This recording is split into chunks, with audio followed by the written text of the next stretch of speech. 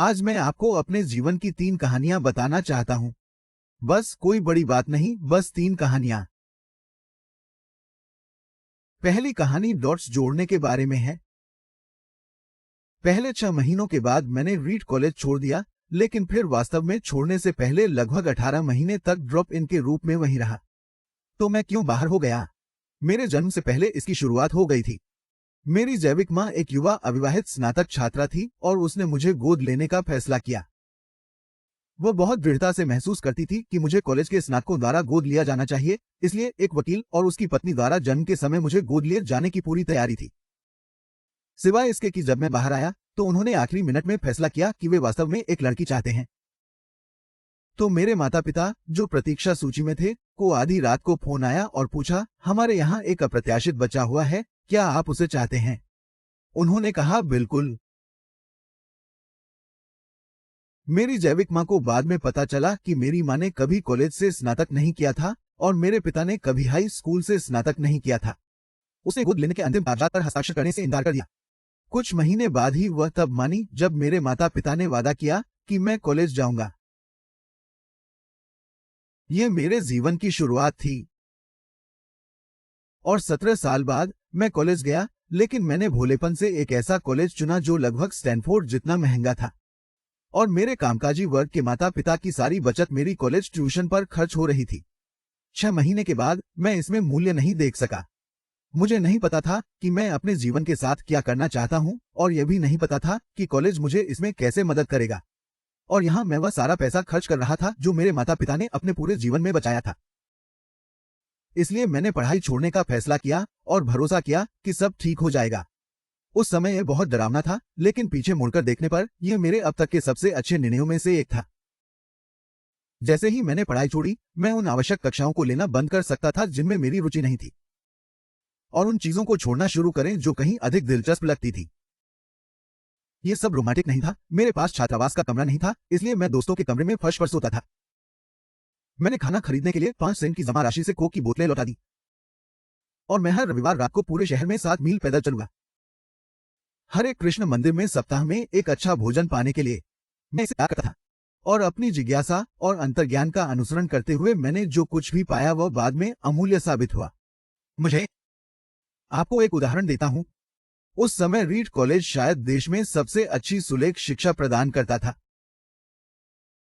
पूरे परिसर में हर पोस्टर, हर दराज पर हर लेवल खूबसूरती से हाथ से लिखा गया था। क्योंकि मैंने पढ़ाई छोड़ दी थी और मुझे सामान्य कक्षाएं नहीं लेनी पड़ी, यह कैसे करना है यह सीखने के लिए मैंने सुलेख कक्षा लेने का निर्णय लिया। मैंने सेरिफ और सेंस सेरिफ टाइपफेस के बारे में सीखा, विभिन्न अक्षर संयोजनों के बीच स्थान की मात्रा को अलग अलग करने के बारे में, महान टाइपोग्राफी को महान बनाने के बारे में।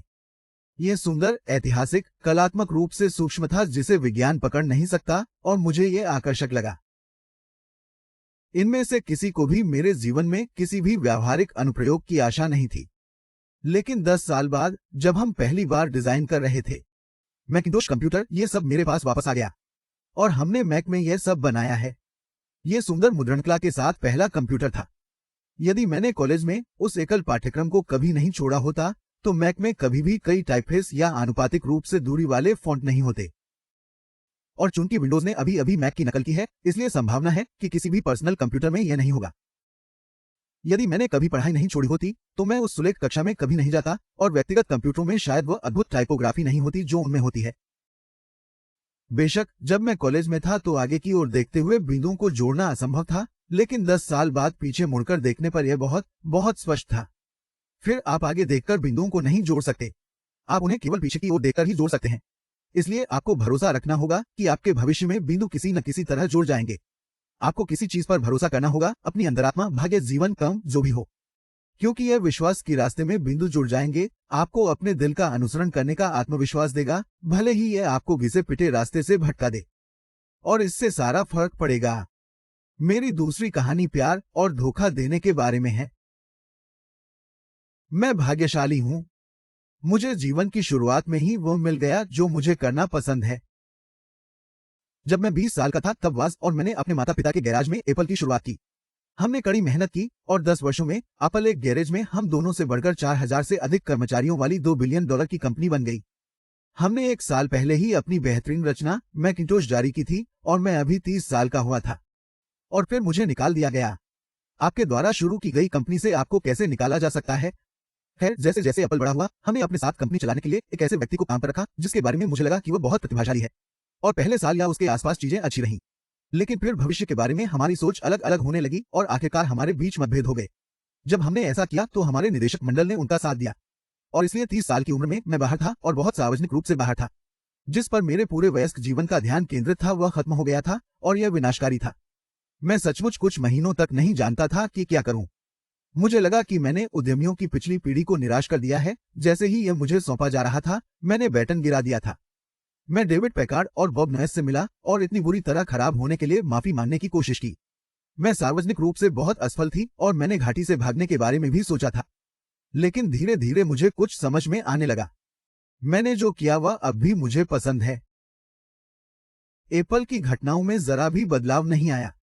मुझे अस्वीकार कर दिया गया था और मुझे अस्वीकार कर दिया गया था, लेकिन मैं अभी भी प्यार में था और इस तरह मैंने आरंभ करने का फैसला किया।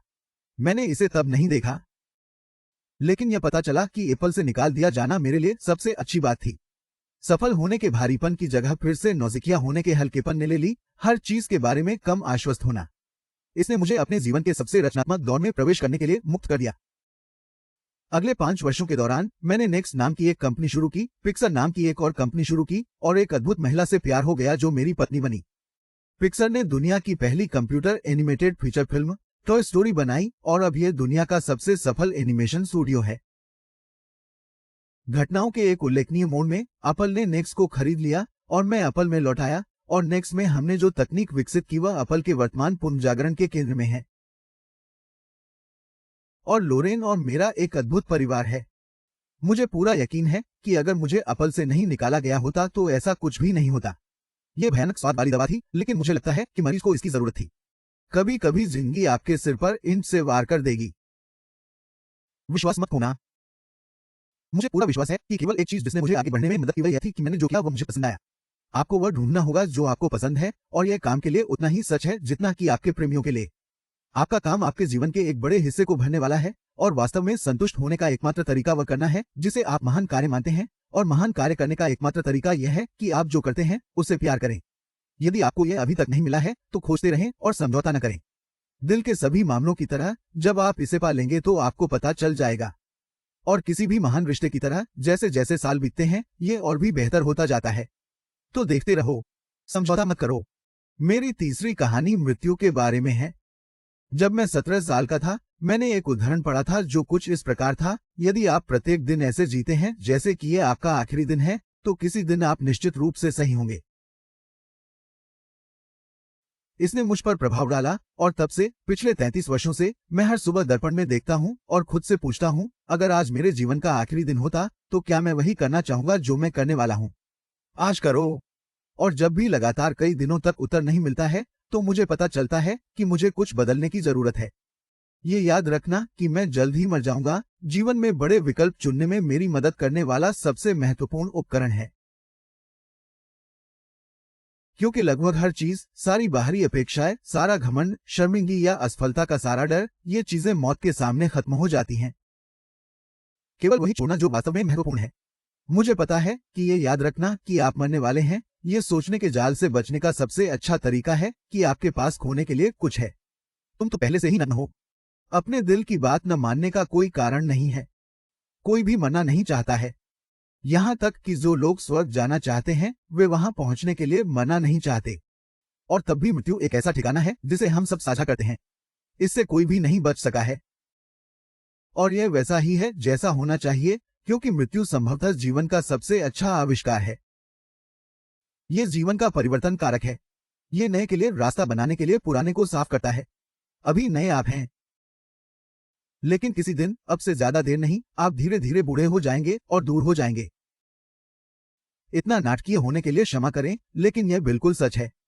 आपका समय सीमित है, इसलिए इसे किसी और का जीवन जीकर बर्बाद न करें। उस हठधर्मिता में न फंसें जो दूसरे लोगों की सोच के परिणामों के साथ जीना है। दूसरों की राय के शोर को अपनी राय पर हावी न होने दें। आंतरिक आवाज और सबसे महत्वपूर्ण, अपने दिल और अंतर्ज्ञान का पालन करने का साहस रखें। वे किसी तरह पहले से ही जानते हैं कि आप वास्तव में क्या बनना चाहते हैं। बाकी सब गौण है। Stay hungry, stay foolish.